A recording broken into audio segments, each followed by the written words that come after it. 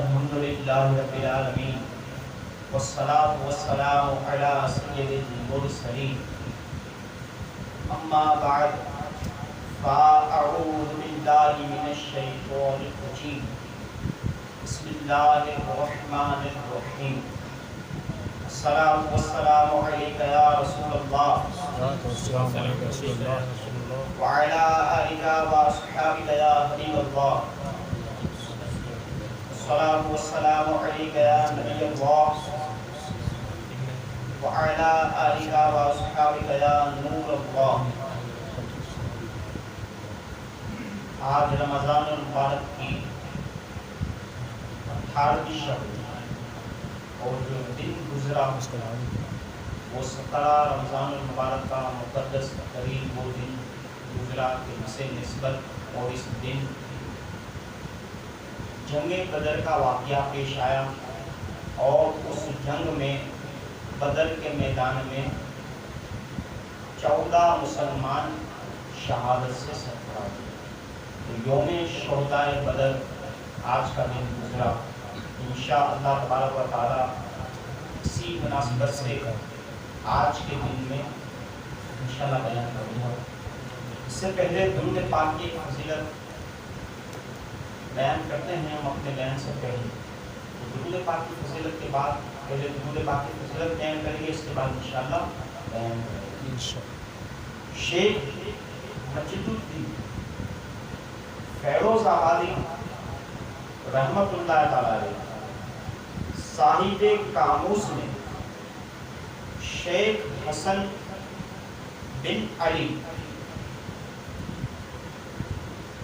اسوانی کے حوالے سے بیان کیا کہ جو شخص یہ درود پاک درود تنجینا کسی بھی مشکل آفت یا مصیبت میں 1000 مرتبہ پڑھے، اللہ تعالیٰ اس مشکل کو آسان فرما دے گا اور اس کا مقصد پورا فرما دے گا۔ سبحان اللہ سبحان اللہ سبحان اللہ۔ درود تنجینا پڑھنے کی اتنی پیاری فضیلت ہے کہ مشکلیں آسان ہوگی، 1000 مرتبہ پڑھے گا۔ تو ہمیں کوشش کرنی چاہیے کہ درود پاک پڑھنے کے جو فضائل احادیث مبارکہ میں وارد ہوئے تو اس پر عمل کرتے ہوئے ہمیں درود پاک پڑھتے رہنا چاہیے۔ انشاءاللہ اس کی برکتیں ہمیں دنیا میں بھی ملے گی، قبر میں بھی ملے گی، اور آخرت میں بھی قیامت کے دن بھی اس کی برکتیں انشاءاللہ ہم کو ملے گی۔ حصول برکت کے لیے ایک بار باوض اکرم درود پاک پڑھیے۔ اللہم صلی علی سیدنا و مولانا محمد وبارک وسلم۔ الصلاۃ والسلام علیک یا رسول اللہ وعلی آلہ واصحابہ۔ جنگ بدر، بدر کا لفظ ہم سب نے سنا۔ بدر یہ مدینہ منورہ کے تقریباً 80 میل کے فاصلے پر ایک گاؤں کا نام ہے، جہاں زمانہ جاہلیت میں سالانہ وہاں میلہ لگتا تھا۔ یہاں ایک کنواں بھی تھا جس کے مالک کا نام بدر تھا، اسی کے نام پر اس جگہ کا نام بدر رکھ دیا گیا۔ اس مقام پر جنگ بدر کا وہ عظیم معرکہ ہوا جس میں کفار قریش اور مسلمانوں کے درمیان سخت خون ریزی ہوئی اور مسلمانوں کو وہ عظیم الشان فتح مبین نصیب ہوئی، جس کے بعد اسلام کی عزت و اقبال کا پرچم اتنا سر بلند ہو گیا کہ کفار قریش کی عظمت و شوکت بالکل ہی خاک میں مل گئی۔ اللہ تعالیٰ نے جنگ بدر کے دن کا نام یوم الفرقان رکھا اور قرآن کی سورہ انفال میں تفصیل کے ساتھ اور دوسری صورتوں میں اجمالاً بار بار اس معرکہ کا ذکر فرمایا اور اس جنگ میں مسلمانوں کی فتح مبین کے بارے میں احسان جتاتے ہوئے خداوند عالم نے قرآن مجید میں ارشاد فرمایا۔ کیا ارشاد فرمایا؟ ترجمہ سنیے۔ اور یقیناً خداوند تعالی نے تم لوگوں کی مدد کے لیے تم لوگوں کی مدد فرمائی بدر میں، جبکہ تم لوگ کمزور اور بے سر و سامان تھے، تو تم لوگ اللہ سے ڈرتے رہو تاکہ تم لوگ شکر گزار ہو جاؤ۔ سبحان اللہ، ایسا عظیم الشان یہ معرکہ بدر کے میدان میں واقع ہوا، پیش آیا۔ قرآن پاک میں بھی اس کا ذکر ہوا۔ اب اس سے آپ اندازہ لگائیے کہ کتنا زبردست اس بدر کے واقعے کو فضیلت ملی۔ اللہ تبارک و تعالیٰ نے ہمارے پیارے آقا صلی اللہ تعالیٰ علیہ وسلم کو وہ مقام، وہ مرتبہ عطا فرمایا کہ کسی اور کو یہ مقام اور یہ مرتبہ نہ ملا۔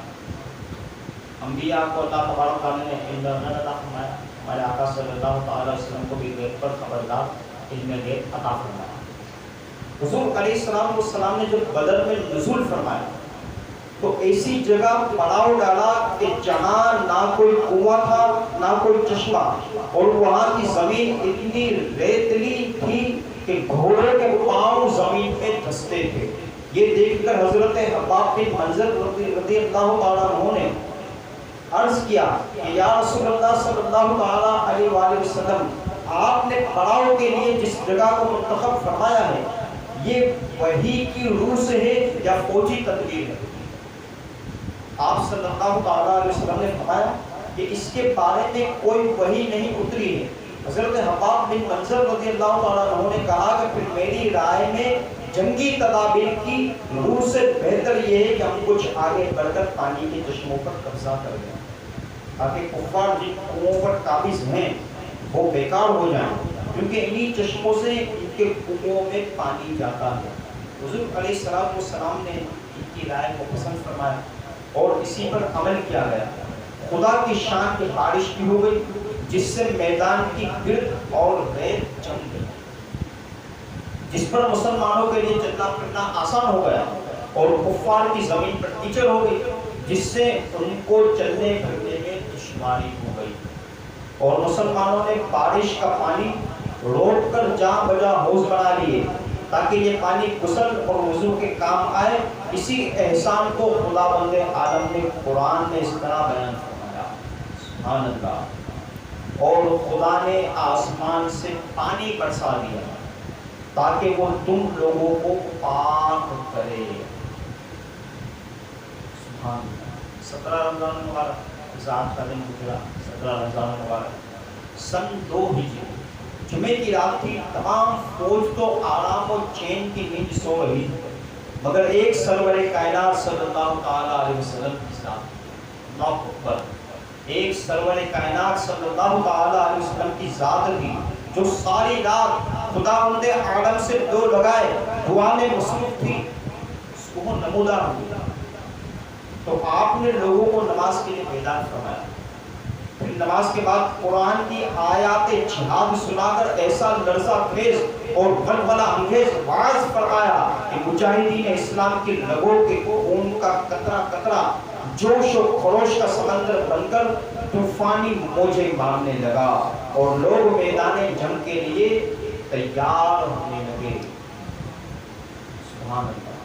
اب میرے پیارے آقا صلی اللہ تعالی علیہ وسلم کا علم غیب دیکھیے، شان دیکھیے، مقام دیکھیے۔ رات میں ہی جان نثاروں کے ساتھ آپ نے میدان جنگ کا معائنہ کیا۔ اس وقت دستے مبارک میں ایک چھڑی تھی، آپ اسی چھڑی سے زمین پر لکیر بناتے تھے اور یہ فرماتے جاتے تھے کہ یہ فلاں کافر کی قتل ہونے کی جگہ ہے۔ چھڑی سے لکیر بناتے اور فرماتے کہ یہ فلاں کافر کی قتل ہونے کی جگہ ہے، اور کل یہاں فلاں کافر کی لاش پڑی ہوئی ملے گی۔ چنانچہ ایسا ہی ہوا کہ آپ نے جس جگہ جس کافر کی قتل گاہ بتائی تھی اس کافر کی لاش بھی اسی جگہ پائی گئی۔ ان میں سے کسی ایک نے بلکہ ایک بال برابر بھی تجاوز نہیں کیا، سبحان اللہ، سبحان اللہ۔ یہ مقام اور یہ شان اللہ تبارک و تعالیٰ نے پیارے آقا صلی اللہ علیہ وسلم کو کیسا مقام اور کیسا جو آپ نے فرمایا وہی جو لکیر آپ نے جہاں لگائی تھی ان میں سے کسی ایک نے لکیر سے پال برابر بھی تجاوز نہیں کیا. جس کی لاش جہاں ملی جہاں لکیر لگائی تھی چھڑی سے اس کی لاش وہیں پر ایک لکیر سے اس لکیر سے پال برابر بھی تجاوز نہیں ہو تجاوز نہ ہو. یہ شان ہمارے پیارے آقا صلی اللہ تعالی علیہ وآلہ وسلم کی. اس حدیث مبارکہ سے صاف اور صریح طور پر مسئلہ ثابت ہو جاتا ہے کہ کون کب اور کہاں مرے گا. ان دونوں غیر کی باتوں کا علم اللہ تعالیٰ نے اپنے حبیب صلی اللہ تعالیٰ علیہ وسلم کو عطا فرمایا تھا. بلکہ اعلیٰ حضرت امام اہل سنت الشاہ امام احمد رضا خان علیہ رحمت الرحمن فرماتے ہیں اور کوئی غائب کیا ان سے نہا ہو بھلا. اور کوئی غائب کیا تم سے نہا ہو بھلا. جب نہ خدا ہی چھپا جب نہ خدا ہی چھپا تم پہ کروڑوں درود. کعبے کے بدرود تجا تم پہ کروڑوں درود. طیبہ کے شمس الضحا تم پہ کروڑوں درود. تم پہ کروڑوں درود. تم پہ کروڑوں درود. سبحان اللہ. آگے سنیے. 17 رمضان مبارک سن 2 ہجری جمعے کے دن حضور علیہ السلام نے مجاہدین اسلام کی صف بندی کا حکم دیا.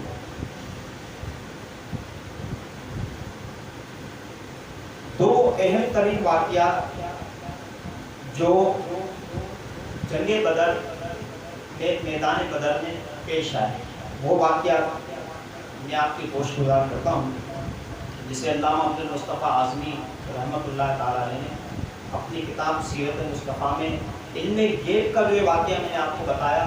اس واقعے کے بتانے کے بعد لکھنے کے بعد آپ لکھتے ہیں کہ عین ایسے وقت میں کہ جنگ کا نکارہ بجنے والا ہی ہے دو ایسے واقعات درپیش ہو گئے جو نہایت عبرت خیز اور بہت زیادہ نصیحت آموز. دو واقعات. وہ دو واقعات کون سے؟ حضور علیہ السلام اپنی چھڑی کے اشارے سے صفے سیدھی فرما رہے ہیں. بدر کے میدان میں صفے سیدھی فرما رہے تھے اپنی چھڑی کے اشارے سے. آپ نے دیکھا کہ حضرت سواد انصاری رضی اللہ تعالیٰ عنہ کا پیٹ سب سے کچھ آگے نکلا ہوا ہے. آپ نے اپنی چھڑی سے ان کے پیٹ پر ایک پونچا دے کر فرمایا کہ اے سواد سیدھے کھڑے ہو جاؤ. حضرت سواد رضی اللہ تعالیٰ عنہ نے کہا کہ یا رسول اللہ صلی اللہ تعالیٰ علیہ وآلہ وسلم آپ نے میرے شکم پر چھڑی ماری ہے مجھے آپ سے اس کا قصاص بدلا لینا ہے. یہ سن کر آپ نے اپنا پیراہن شریف اٹھا کر فرمایا کہ اے سواد میرا شکم حاضر ہے تم اس پر چھڑی مار کر مجھ سے اپنا قصاص لے لو. حضرت سواد رضی اللہ تعالیٰ عنہ نے دوڑ کر آپ کے شکم مبارک کو چوم لیا. یا شکانہ عادت. سبحان اللہ. حضرت سواد انصاری رضی اللہ تعالیٰ عنہ اور پھر نہایت ہی والہانہ انداز میں انتہائی گرم جوشی کے ساتھ آپ کے جسم اقدس سے لپٹ گئے.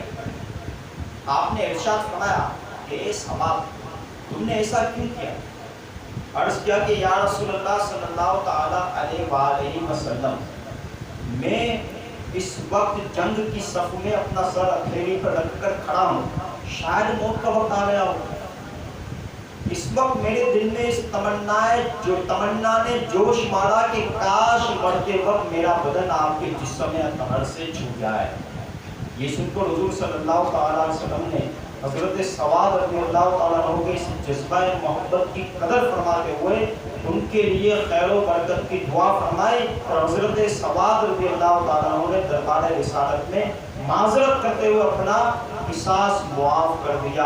اور تمام صحابہ کرام حضرت سواد رضی اللہ تعالیٰ عنہ کی اس عاشقانہ ادا کو حیرت سے دیکھتے ہوئے ان کا منہ تپتے رہ گئے. سبحان اللہ. کیا عاشقانہ ادا تھی, کیا عشق و محبت تھی حضرت سواد انصاری رضی اللہ تعالیٰ عنہ. ایک اور واقعہ پیش آیا. اتفاق سے حضرت حذیفہ بن یمان رضی اللہ تعالیٰ عنہ اور حضرت حسین رضی اللہ تعالیٰ عنہما عنہ یہ دونوں صحابی کہیں سے آ رہے تھے، راستے میں کفار نے ان دونوں کو روکا تاکہ تم دونوں بدر کے میدان میں محمد صلی اللہ علیہ وسلم کی مدد کرنے کے لیے جا رہے ہو۔ ان دونوں نے انکار کیا۔ تم دونوں بدر کے میدان میں محمد صلی اللہ علیہ وسلم کی مدد کرنے کے لیے جا رہے ہو۔ ان دونوں نے انکار کیا اور جنگ میں شریک نہ ہونے کا عہد کیا۔ چنانچہ کفار نے ان دونوں کو چھوڑ دیا۔ جب یہ دونوں بارگاہ رسالت میں حاضر ہوئے اور اپنا واقعہ بیان کیا تو حضور صلی اللہ تعالیٰ علیہ وسلم نے ان دونوں کو لڑائی کی صفوں سے الگ کر دیا اور ارشاد فرمایا کہ ہم ہر حال میں عہد کی پابندی کریں گے، ہم کو صرف خدا کی مدد درکار ہے۔ میرے پیارے پیارے دوستوں، ذرا غور تو کیجیے، دنیا جانتی ہے کہ جنگ کے موقع پر خصوصاً ایسی صورت میں جبکہ دشمنوں کے عظیم الشان لشکر کا مقابلہ ہو، ایک ایک سپاہی کتنا قیمتی ہوتا ہے، مگر تاجدار دو عالم صلی اللہ تعالیٰ علیہ وسلم نے اپنی کمزور فوج کو دو بہادر اور جان باز مجاہدوں سے محروم رکھنا پسند فرمایا۔ مگر کوئی مسلمان کسی کافر سے بھی بدعہدی اور وعدہ خلافی کرے اس کو گوارا نہیں فرمایا۔ اللہ اکبر! یہ اقوام عالم کے بادشاہوں، اللہ للہ مجھے بتاؤ کہ کیا تمہارے تاریخ زندگی کے بڑے بڑے دفتروں میں کوئی ایسا چمکتا ہوا ورق بھی ہے کہ چاند و سورج کی دوربین نگاہوں؟ خدا کے لیے بتاؤ، کیا تمہاری آنکھوں نے بھی کبھی صفحہ ہستی پر پابندی عہد کی کوئی ایسی مثال دیکھی ہے؟ خدا کی قسم مجھے یقین ہے کہ تم اس کے جواب میں نہیں کے سوا کچھ بھی نہیں کہہ سکتے۔ پیارے آقا صلی اللہ علیہ وسلم کا مقام، ان کی شان، کیسی وعدے کی پابندی جو ہے وہ اس جنگ کے میدان میں، بدر کے میدان میں وعدے کی جو وہ پابندی ہوئی۔ جنگ ہوئی، جنگ کے بعد اس جنگ میں، جنگ بدر میں جو تعداد تھی مسلمانوں کی شہید ہوئے، اسے علامہ عبد المصطفیٰ اعظمی رحمۃ اللہ تعالیٰ علیہ نے اپنی کتاب سیرت مصطفیٰ میں لکھا کہ جنگ بدر میں کل 14 مسلمان شہادت سے سرفراز ہوئے، جن میں سے 6 مہاجر اور 8 انصار تھے۔ اللہ تبارک و تعالیٰ ان شہداء بدر کے درجات کو بلند فرمائے اور ہمیں بھی ان شہداء بدر کی، صحابہ کرام کی اور پیارے آقا صلی اللہ تعالیٰ علیہ وسلم کی سچی پکی محبت نصیب فرمائے۔ بیانات کرنے کا، تاریخی واقعات پیش کرنے کا مقصد یہ ہوتا ہے کہ ہمیں اسلام کے بارے میں، تاریخ اسلام کے بارے میں معلومات ہو اور ہم ان واقعات کو سن کر اپنی جو زندگی کے شب و روز میں، ان شب و روز میں واقعات کو سن کر، صحابہ کے واقعات کو سن کر، پیارے آقا صلی اللہ علیہ وسلم کے واقعات کو سن کر اس سے سبق حاصل کریں اور اپنی ان کی سیرت طیبہ پر عمل کرنے کی کوشش کریں۔ اللہ تبارک و تعالیٰ ہم سب کو عمل کرنے کی توفیق عطا فرمائے۔ آمین۔